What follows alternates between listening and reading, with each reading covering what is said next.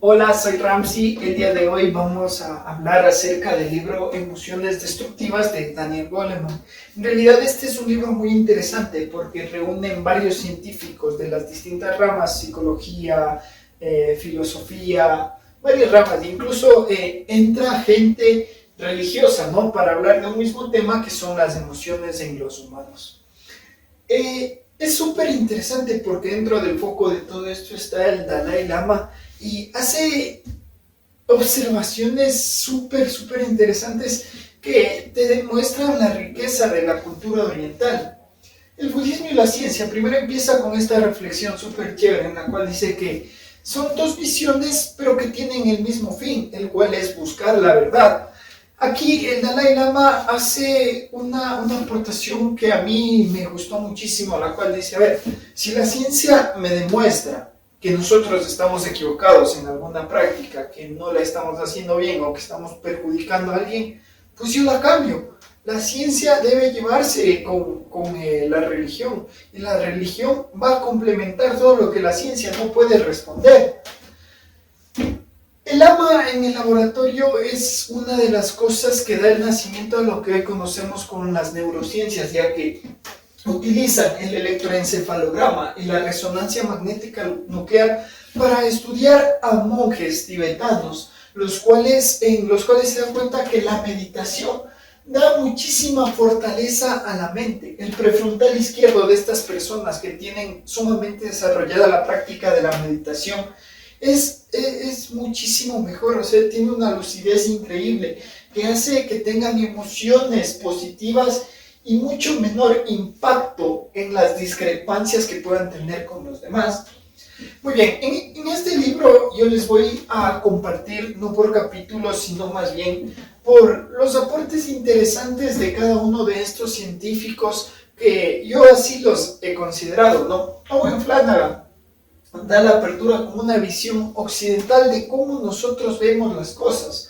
Los occidentales, dice, somos muy externos.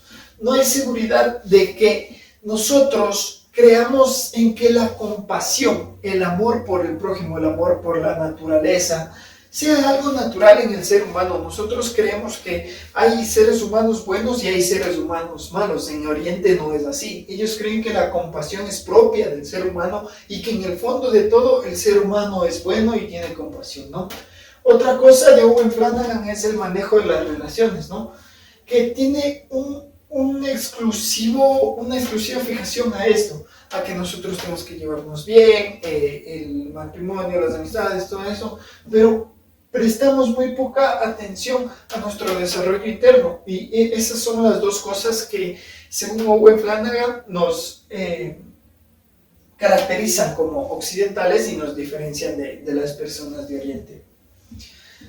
Matthew Ricard, este científico, nos hace un aporte muy interesante en el cual dice que las emociones nublan nuestra realidad. Cuando nosotros estamos en un periodo emocional tenemos una subjetividad. Nosotros nos apegamos mucho a lo que sentimos y vamos cultivando cosas que nos hacen dar la razón a la emoción y no más a lo que realmente son las cosas. El yo es la raíz de cualquier emoción negativa y aquí nos pone un ejemplo. Si yo te digo a ti, hey, enójate, tú no te vas a enojar, pero si yo tal vez te insulto o te hago algún agravio, entonces entra el yo, porque ahí va a sentir que todo eso es contra ti, que yo tengo algo contra ti, y ahí realmente se da una emoción negativa. El cultivo de emociones positivas, nos menciona, inhiben el deseo opuesto. Entonces tal vez, si yo soy muy impaciente, ¿qué tengo que hacer según Matthew Ricard para mejorar? Tengo que empezar a cultivar la paciencia en 3 fases. Emoción, tal vez saber esperar de manera paciente en una fila, por ejemplo en el tráfico sin hacer sonar la bocina. Después, la repetición constante y el ir aumentando el grado de dificultad para que la paciencia ya no sea solo una emoción que tengo que controlar, sino un estado de ánimo. Y después, naturalmente, ya sin siquiera darme cuenta, será parte de mi temperamento.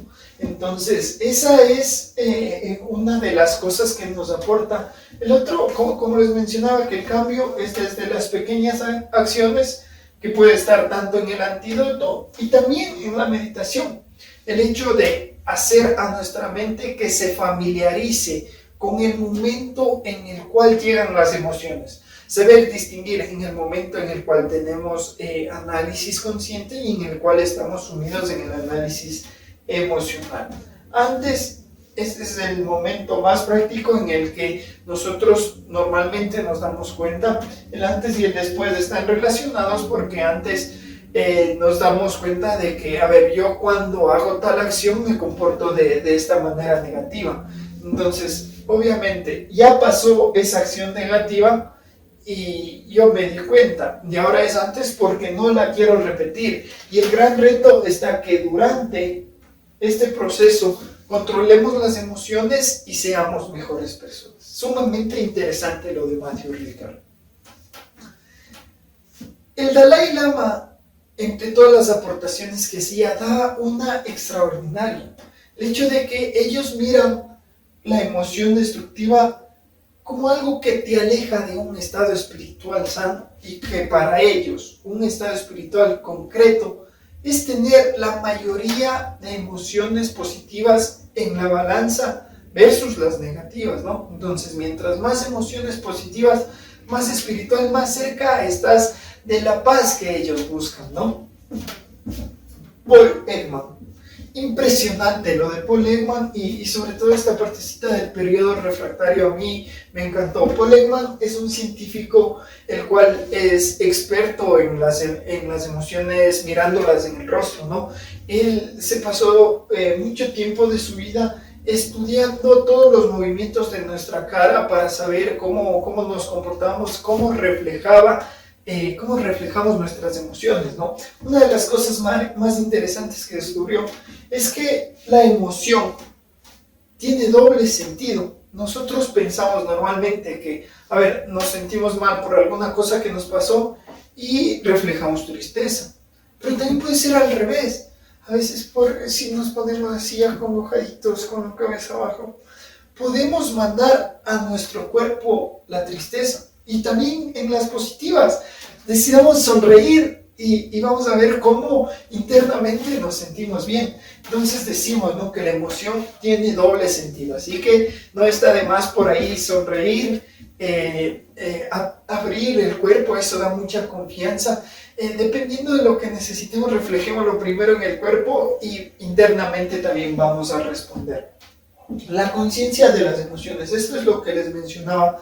El famoso periodo refractario es aquel en el cual estamos sumidos en una emoción y no dejamos que entre otra información externa a nuestra mente o a nuestras ideas, y si dejamos que entre simplemente es para ratificar lo que estamos sintiendo. Es ese periodo en el cual somos sumamente irracionales. Entonces ese periodo hay que tratarlo.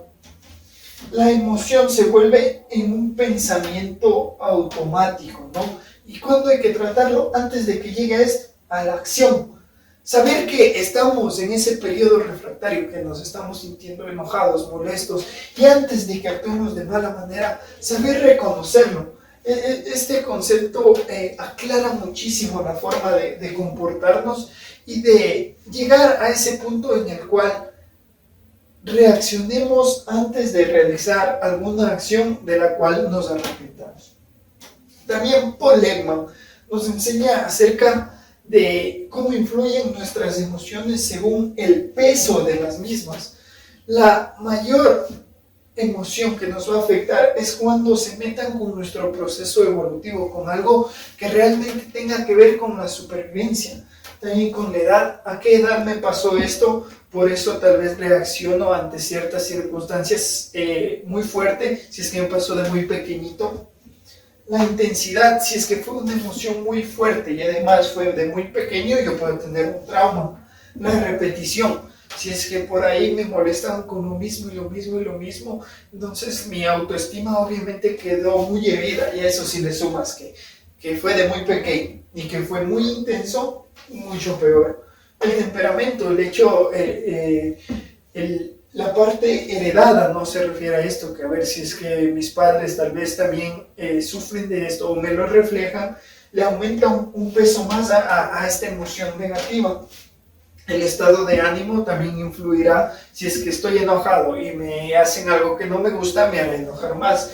El hecho del carácter, el carácter a diferencia del temperamento, es lo que vamos viviendo, ¿no? Ya no heredado, sino lo que vamos experimentando, las experiencias que percibimos. Muy bien.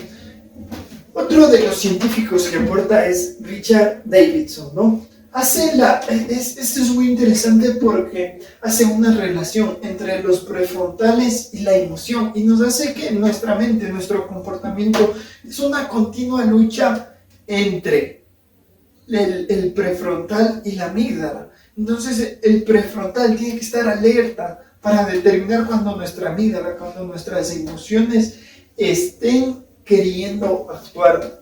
Es una emoción compleja, en cambio nos dice que es cuando interactúan varias regiones, ¿no? La plasticidad neuronal nos habla de esta oportunidad, de este prefrontal, que es el más avanzado, se pueda ir modificando de acuerdo a las experiencias que tengamos. La meditación, como lo vimos anteriormente, hace que este prefrontal se vuelva muy poderoso, se vuelva muy fuerte, nos volvemos más abiertos a escuchar, generamos menos cortisol e incluso nos aumenta el grado de inmunidad. Lo que hace la meditación es increíble. También, que nos puede ayudar a tener controladas o a fortalecer la plasticidad neuronal. 3 cosas. El interés, cuando a nosotros algo nos interesa, vamos a tener más ganas de ponerle una emoción positiva. El entusiasmo igual, ¿no? Cuando es nuestra pasión, cuando queremos conseguir algo.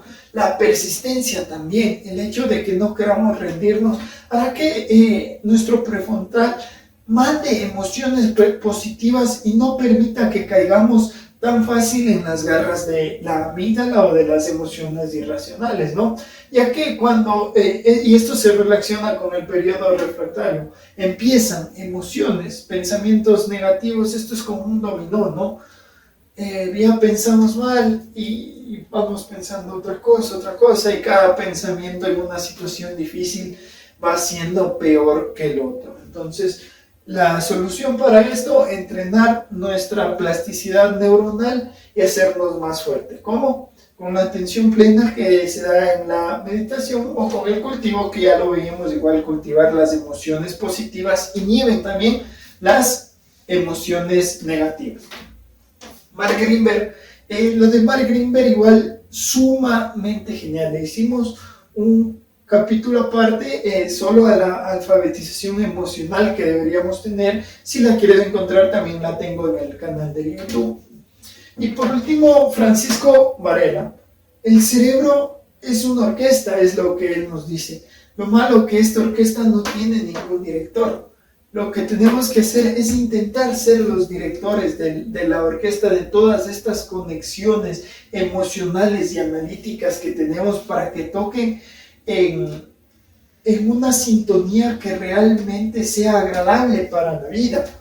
Proceso no conceptual precede a un conceptual. Esto nos dice el hecho que siempre ante un pensamiento, ante una acción, hay un proceso emocional, por más mínimo que parezca, siempre vamos a estar en las garras de una emoción. Ante cualquier decisión o acción que tengamos, vamos a tener siempre una influencia emocional, incluso que no podamos percibir. Y de hecho, si es que no estamos entrenados como lo están los meditadores, la mayoría de las veces no vamos a poder percibir estas emociones, que son las que nos van a hacer tomar las decisiones en la vida. Por lo tanto, el camino espiritual se define en la mayor cantidad de emociones positivas, como lo mencionaba el Dalai Lama.